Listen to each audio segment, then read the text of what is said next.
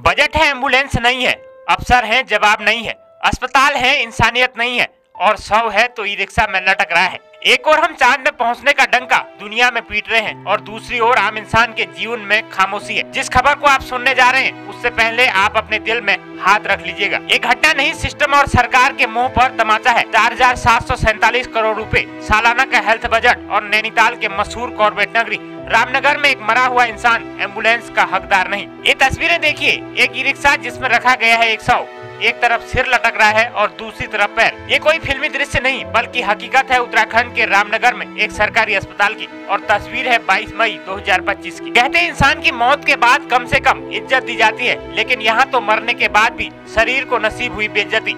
सड़कों पर शव लटका, भीड़ देखती रही और सिस्टम सरकार खामोश रहा। काली पॉलिथीन में बंधा यह शव 32 वर्षीय संदीप राउत का है। संदीप एक सड़क हादसे में घायल हुआ, अस्पताल पहुंचाया गया लेकिन जान नहीं बच सकी। उसके बाद उसके शरीर के साथ जो सलूक हुआ वो जख्म बना पूरे सिस्टम के लिए। मौत के बाद शव को मोर्चरी से पोस्टमार्टम हाउस तक ले जाने की जिम्मेदारी थी अस्पताल प्रशासन की, लेकिन वहाँ न तो एम्बुलेंस थी, न स्ट्रेचर, न छोटा हाथी। पुलिस के पास कोई चारा नहीं बचा।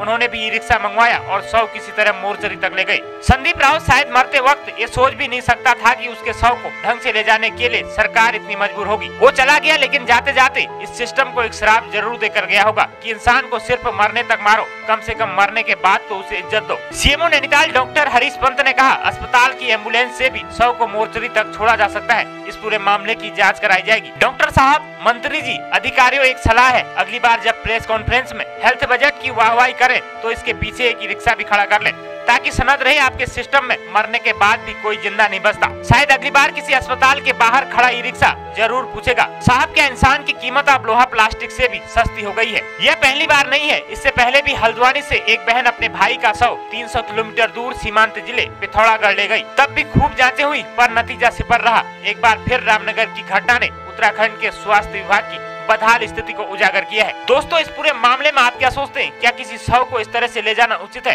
कमेंट्स कर हमारी स्वास्थ्य व्यवस्था के बारे में 2 शब्द लिखें।